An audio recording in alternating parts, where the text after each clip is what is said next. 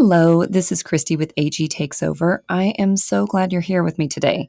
I say it every time, but I mean it every time. And especially today, this tutorial, I think, is pretty exciting. It's timely because we're coming into warmer weather. It's also timely because American Girl just released a bunch of summer-themed items. And I'm just going to be honest, I feel like this tutorial is a public service because somebody has to make up for the fact that American Girl does not understand one of the fundamental functions of a swimming pool, which is that you can get into the pool. In 2019, they came out with this really cute, great accessories, a little pricey, but way overpriced when you consider that your dolls can't get in it because it's not even an inch deep. I got it locally, complete, much cheaper than retail, so woohoo! Also, I knew that I was going to redo this thing because it just doesn't make sense as it was designed. So, I'll show you mine in just a minute, but I wanted to point out that American Girl had every opportunity to get this right the second time around. They just released another pool, and here you go. The exact same thing. Yay, it's a pool you can't put your dolls in. The only thing they can do is float on the top, but for $110, I expect a little more functionality. So I'm going to show you how to do this.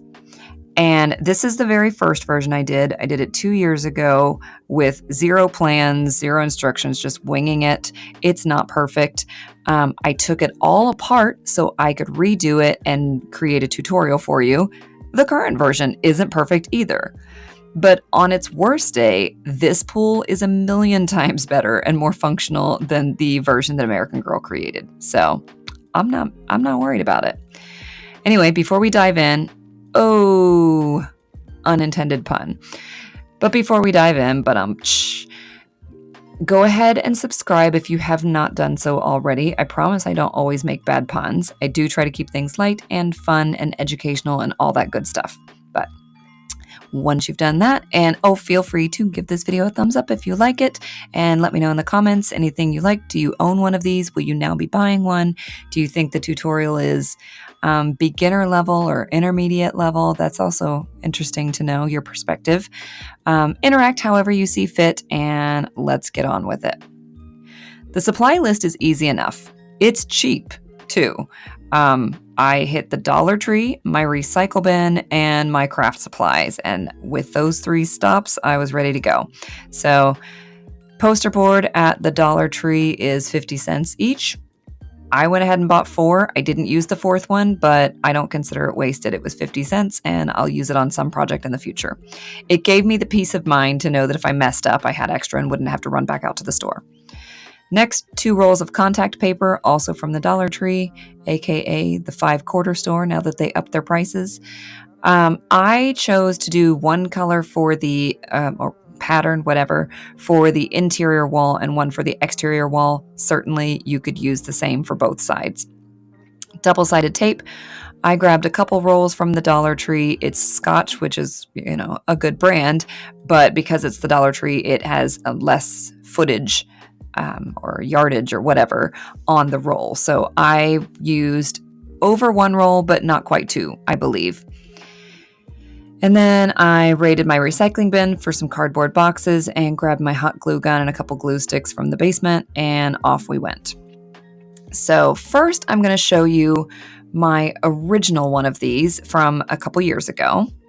All right, so the main thing, 2 things that I noticed that I wanted to improve on this time around. This is my first attempt from a couple years ago, right? So gaps here, I would say I didn't really end up fixing that the second time around, but how much of this blue water mat shows, particularly down here at the rounded edge, I wanted to improve that. And it also just wasn't super sturdy because I had the genius idea to fill it with packing peanuts that don't have any structure. And so they just didn't stay put. And it was already inclined to be like bowed out in some spots and much closer together in others, as you can see. It's not really uniform. And the packing peanuts didn't help that. So those were kind of the things that I was aiming to improve upon in order to do a tutorial for all of you.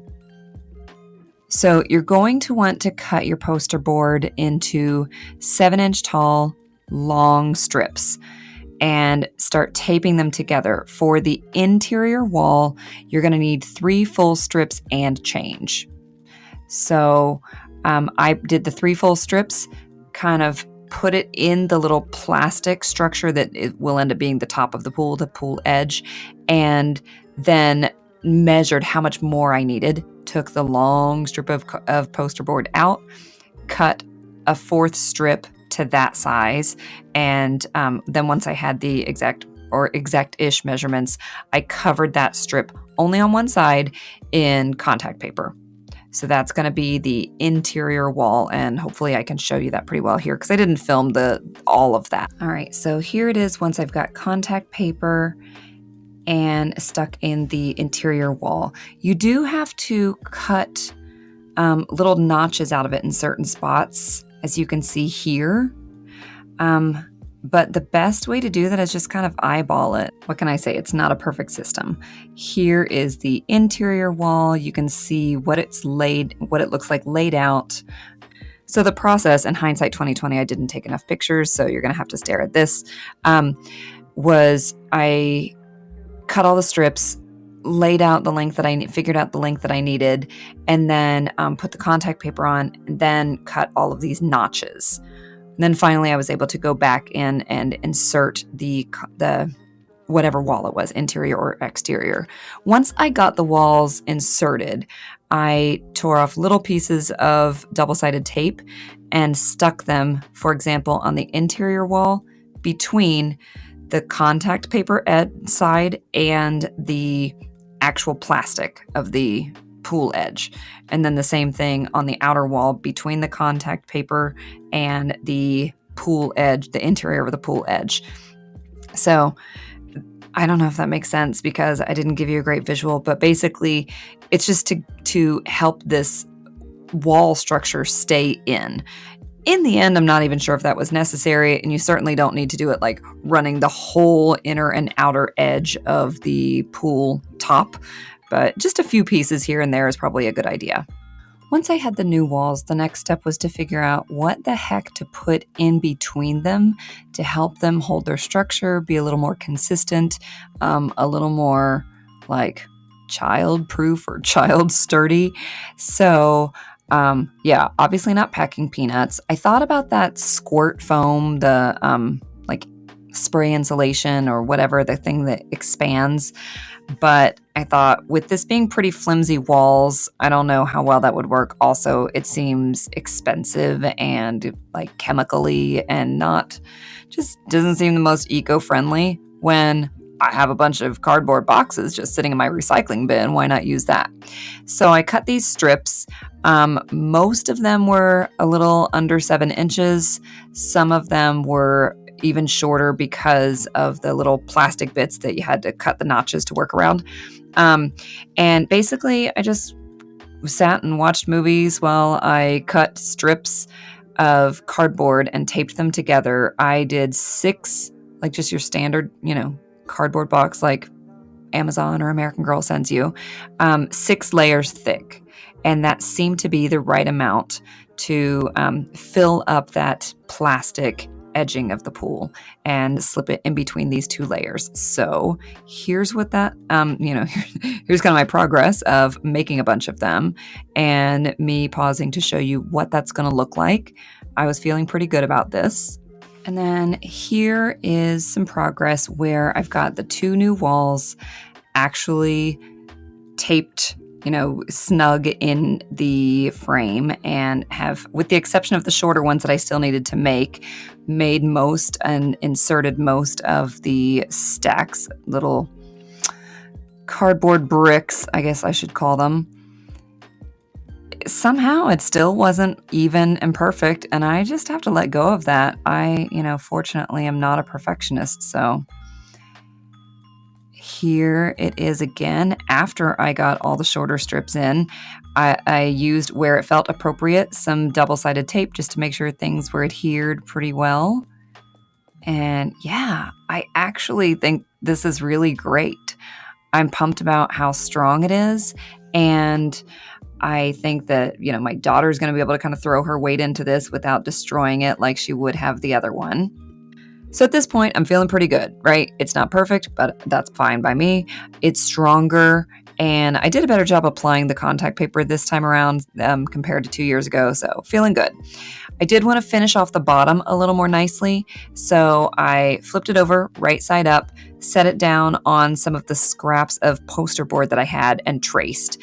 And then, so I kind of cut this shape out so that I could cover up those little cardboard bricks.